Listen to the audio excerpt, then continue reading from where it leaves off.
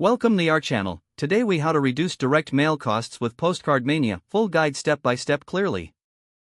To reduce direct mail costs with PostcardMania, start by assessing your current mailing strategy. Identify your target audience for your direct mail campaign. Gather relevant data on your audience to personalize your postcards.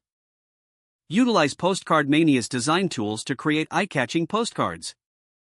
Choose a template that aligns with your brand and message. Incorporate compelling visuals and clear calls to action. Next, select the right size for your postcards to optimize postage costs. Consider using bulk mailing options for larger campaigns to save money. Research and choose the most cost-effective mailing list options. Leverage PostcardMania's list management services to refine your contacts. Review your mailing frequency to ensure you're not overspending. Set a budget for your campaign and stick to it throughout the process. Analyze the postage rates and see if you qualify for any discounts. Once your postcards are designed and your list is ready, schedule your mailing. Use the analytics tools provided by PostcardMania to track your campaign performance.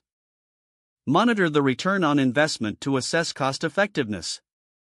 Adjust future campaigns based on the data collected to maximize savings. With these steps, you'll effectively reduce your direct mail costs while enhancing your marketing efforts. If the page does not load, refresh the browser or try again in a private or incognito window. Make sure you are using the correct email address, then retype it carefully to avoid small typos. If your password is not accepted, use the reset option and create a new strong password you can remember.